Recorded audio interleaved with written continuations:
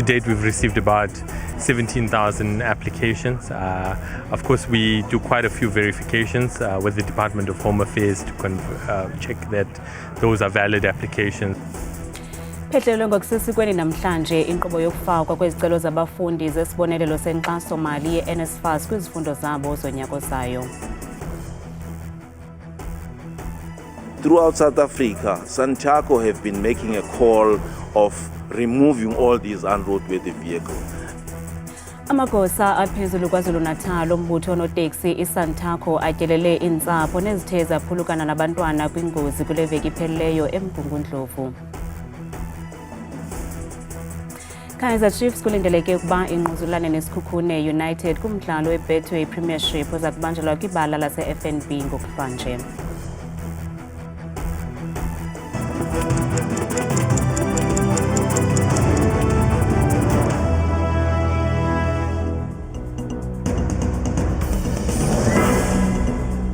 Sinamkele kwindaba zethu andame ndodwa ndamba nophumza sikhumba noyitoliki yolwimi lwezandla Botani Msontsondo. Ngabafundi bezikolo ezahlukeneyo ababuthelene kwiYunivesithi yasePitoli ukuza kuqalisa izicelo zabo zesibonelelo senkxaso ye-NSFAS kwizifundo zabo zonyaka ozayo. Elinyathelo liphehlelelwe ngusekela mphathiso wezemfundo unkosikazi Nomusa Dube-Ncube yaye injongo zalo kukuphucula izicelo ezenziwa online. Usekela mphathiso wezemfundo unkosikazi Nomusa Dube-Ncube uphehlelele ngokusosikweni inkqubo yokufaka izicelo ze-NSFAS ka-2026 kwiYunivesithi yasePitoli namhlanje. Well, what brings us here is to actually see the live opening of the application form for NSFAS, but also we want to make sure that students are able to use the facilities of NSFAS, whether it's usable, whether it's easy to understand, whether also even a student at home will be able to use the system. OkaDube-Ncube uthe enye yengxaki eliqumrhu elihlangabezana nazo kukwamkela inani lezicelo zabafundi eligqithisileyo kwisabelo-mali esikhutshwe nguNondyebo welizwe. The minister did indicate that what happened is that every year NSFAS would actually admit more students than the money that we have budgeted for. And as you would know that it's very difficult for NSFAS to say, no, I can't take you anymore because I don't have money. So once the students apply, we don't know how many students are going to apply, and NSFAS says, yes, you qualify, then you qualify, then you are eligible, and then they put them in the system. Ukanti eliqumrhu lithi lifumene izicelo eziyi-17,000 namhlanje zabafundi abanqwenela ukuxhaswa kwimfundo yabo enomsila kunyaka ozayo. To date, we've received about 17,000 applications.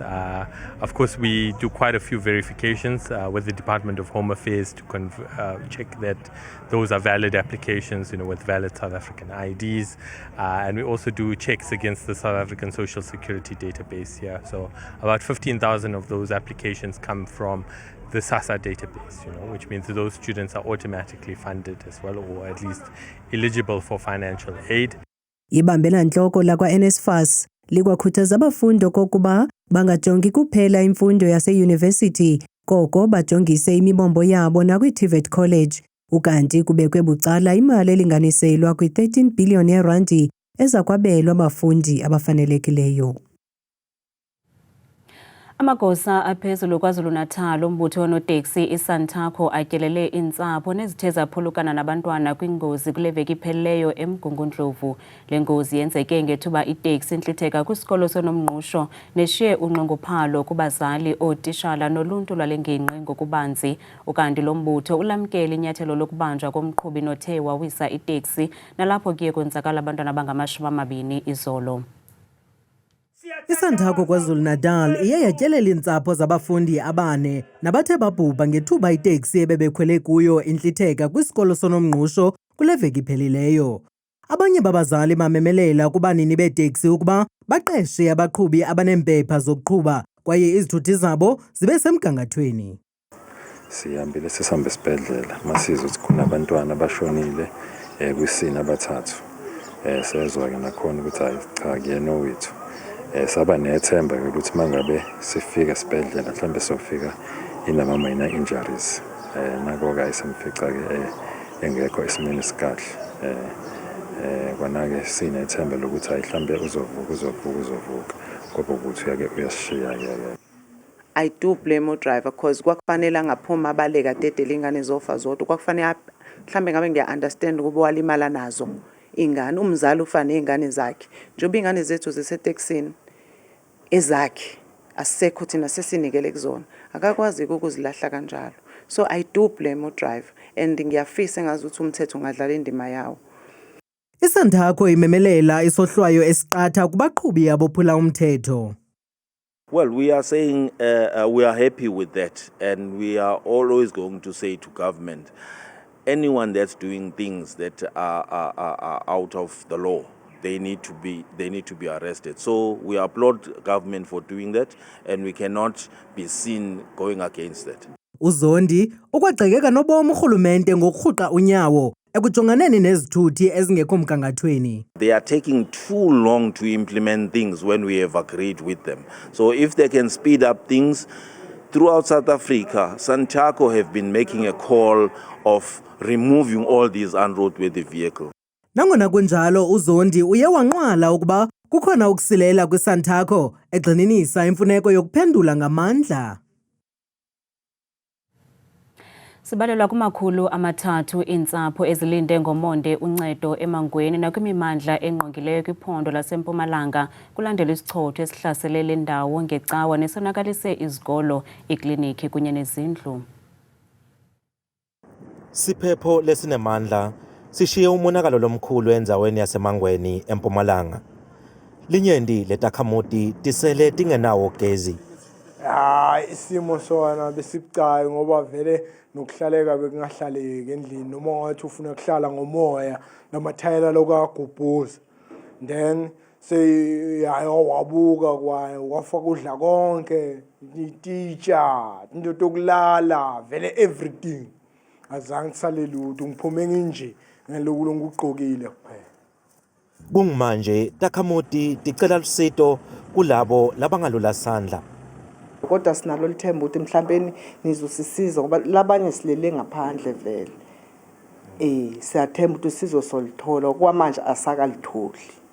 Sonke besikhona phakathi konke lokho makwendeka yonke into beyimandi imbhede impahla konke.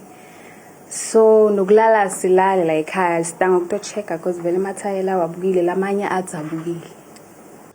Batali kanye nabothishela bende konke lokusemandleni kusinzisa tinsita tekufundza kuletikolo.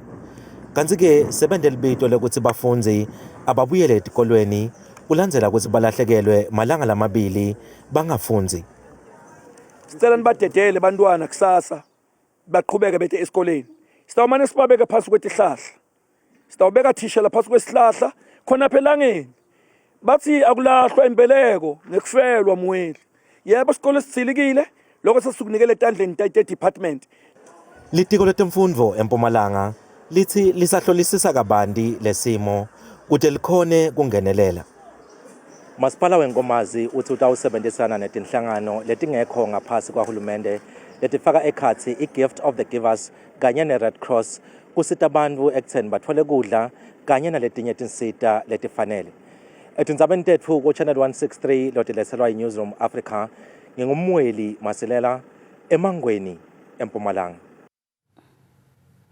Abazali babafundi besikolo iPhuta Ditshaba Technical eMatatiele eMpuma Koloni bamemelela kwinqununu yesikolo ukuba ilahle kwisikhundla sayo okuza emva kwenqwabanqwaba phakathi kwabafundi besisikolo nephathelene nobuzwe kutyholwa le nqununu yesisikolo ngokuthatha icala labafundi abathetha isuthu kulo mbhodamo kwaye isebe lemfundo kweliphondo lithi uphando lusaqhuba ngale meko. Abazali abaxhalabileyo bathi inqununu kwesisikolo ingunobangela wale ngxubakaxaka yenzekayo. Omnye wabazali onomntwana odutyulwe ngumfundi wesisikolo uthi ufuna iimpendulo. I can't understand why did the boy wanted to kill my girl. I really need an explanation from him if it's possible. Even telephonically, she can actually mention that to her because they are schooling at the same school in the same class. Into ezawuqhawula leyo yonke lento kukuthi nje uprincipal ame ecaleni. Isizathu salonto kukuthi there will be no peace as long as uprincipal eloku ekhona ngaphakathi kwesisikolo because isikolo sona ngokwaso siyasidinga. Isebe lezemfundo kweliphondo liphefumlele njenje ngalombhodamo kwesisikolo. The men's forum went to address the learners, boy children in the school. Labor Relations is investigating the allegation that the principal is taking sides, and disciplinary action will be executed if it is found to be true. Ukanti abazali babanga ngelithi ingxaki yabafundi abalwayo ngenxa yesiko lolwaluko ayiqali ngoku kudala iqhubeka.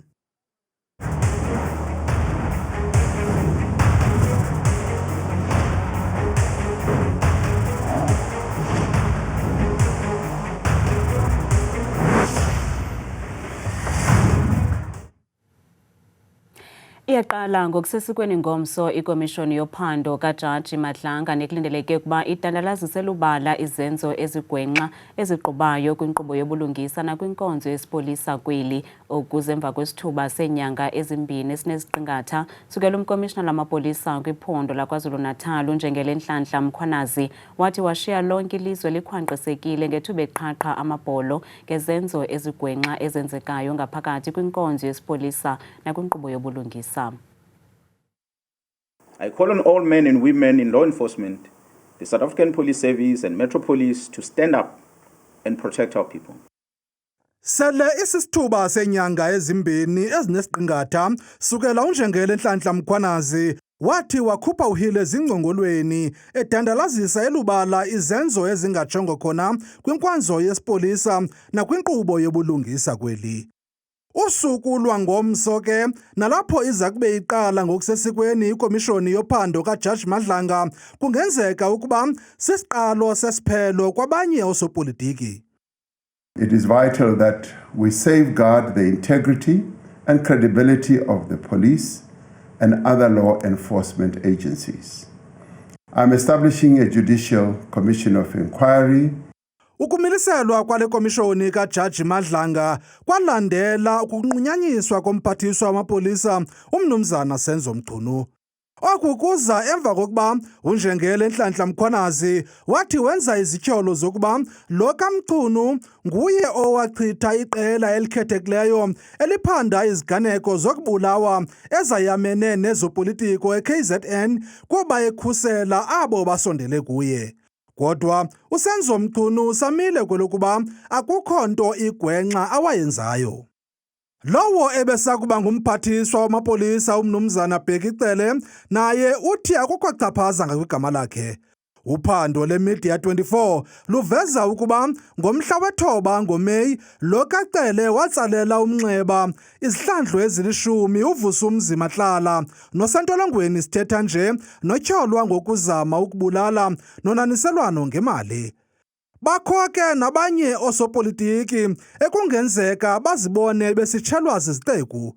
I-ANC isonge iminwe ke inethemba lokuba iinkokheli zayo soze zidyobhakale kule komishoni nanjengoko eliqela lijonge kunyulo lomasipala lonyaka ozayo nakwinkomfa yalo yonyulo ka-2027.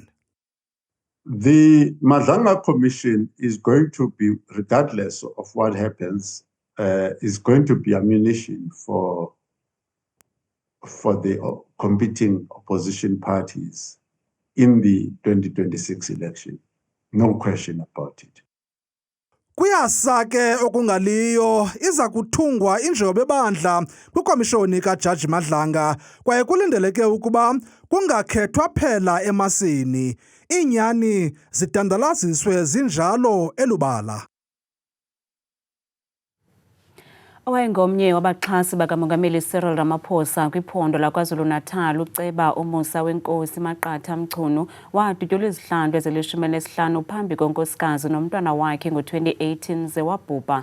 Wayengomnye wabantu ababexhasa iphulo likamongameli Ramaphosa lokuba ngumongameli we-ANC kwaye wayethetha phandle echasene norhwaphilizo ingakumbi kumasipala waseMsunduzi. Usapho lwakhe lunethemba lokuba luza kufumana impendulo nobulungisa nanjengoko iza kuqala ukuhlala ngomso ikomishoni yophando kaMadlanga nalapho kuza kuphononongwa amadokethi 121 nanento yokwenza nokubulawa kwabezopolitiko kweli phondo.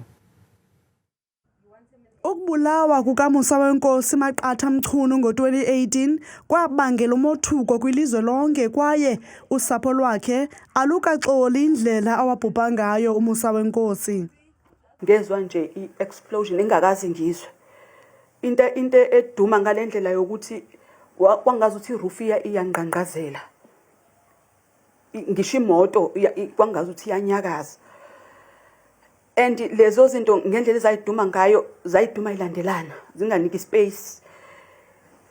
Kuvula umnyango wemoto imoto le yami ngima ngivula umnyango umntwana usesukile la kade mikhona uyabona ukuthi ngalenkathi ngivula umnyango ngiyama ngifuna ukuqalaza ukuthi kwenzakalani kusho ukuthi yena angazi noma wayebonile noma naye kwakuse ukuthuka wangibamba wangwisa phansi phambi kwemoto. Umchunu wadutyulwa izihlandlo ezili-15 kwaye imoto awadutyulwa kuyo isahleli kwiyadi yomzi wakhe njengesikhumbuzo sokubulawa kwakhe. Ngaba ngangisendlini kahle mina. Ngakhishwa ukuthi ngizwa umntwana ethi ubaba ngaphuma.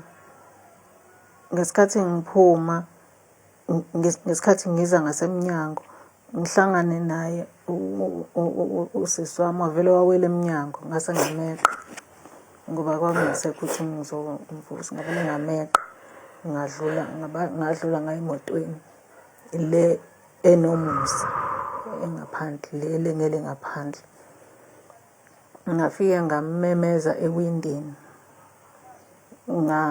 ngithi ngiyamemeza mhlambe ngoba ayikho nje ngiyayingitshela ukuthi ngizothi kwenzakaleni.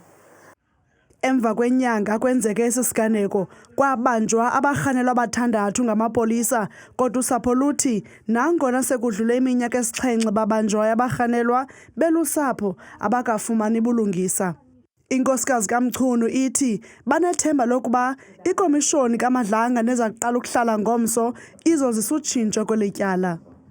Nathi sinethemba lokuthi likhona kulaba aba-121 kodwa futhi mhlawumbe okuzosenza nathi sifike mhlawumbe nathi kwi-closure ukuthi kahlehle vele mangabe sekulaphaya angicabanga ukuthi akukho kuyofihlwa konke kuyovela lokhu nathi sikufisayo sikuthandazelayo futhi ukuthi ngelinye ilanga sazi ukuthi kwenzakalani.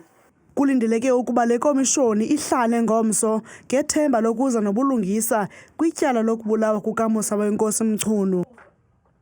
Kaizer Chiefs kulindeleke ukuba ithabathise apho ibishiye khona phambi kwekhefu leFIFA xa isamkela isikhukhune United kwibala lase-FNB ngokuhlwanje. Makhosi ayiqale kakuhle kakhulu lesizini kwaye awakabethwa emva kwemidlalo emihlanu esele idlalile ukuza kuthi ngoku.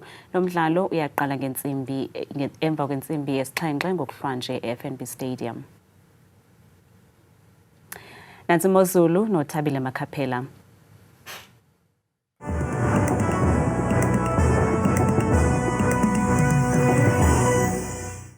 Kakhulu ke bamqwathi noNcuthu ezindabeni ndiyakubulisa mbukele ekhaya ndikwamkele kaloku ediskeni yam yeMozulu bethuna mna ke ngegama ndikuThabile inzwakazi yabathembu mvanje ke bethuna nathi iMozulu masivuleni ke emzontsulu ekhaya siphawuleni kaloku iziganeko ke kuMzantsi Afrika uphela uyawuphola kakhulu ke ngamandla kwindawo ezikwintshona apha eMzantsi Afrika phela ke phaa unqomeni futhi kwaFredendal ngexesha lasekuseni futhi inkwanta nomoya obhudla ngokuqatha phaya ngo-7 degrees beluvala ke futhi belusongola suku naphaya koBeaufort West ngomso emva kwemini ngaye la 20 degrees kanti ke wona amaqondo wakho aphantsi naphezulu beqala bethuna iphondo kuphaya kaloku ephondweni laseMpuma Koloni njengaphaya ke kwindawo ezithanda ukuphakama kwelaphondo napha kwintshona futhi ko-Alva Komani, Jamestown eKomani phaya ekuseni futhi kungabanda kakhulu ngenxa yakhe ke la 2 degrees beyivala beyisonga imini ngomso kucwengile ko-18 degrees nathi bethuna kwakhona futhi ke imozulu ephondweni lase-Freystata njengaphaya emzonsundu kwindawo ezizinze kumbindi nempuma elaphondo phaya kaloku oFixburg kwasekuseni futhi kuyavakala ukubanda phaya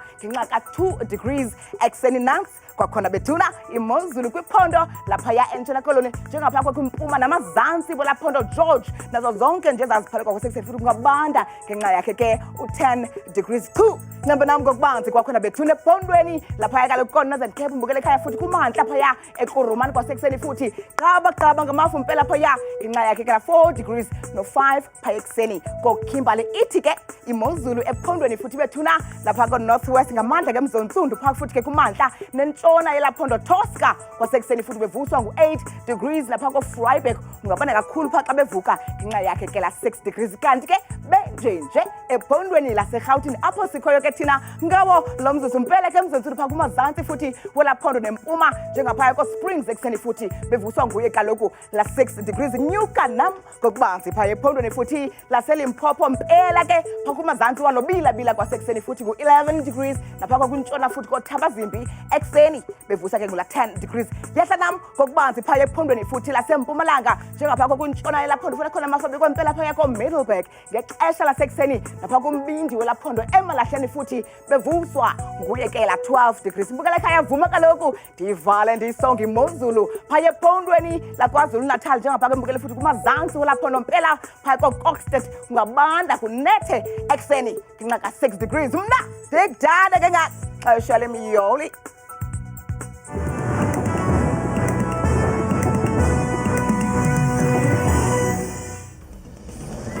kamnandi mawethu.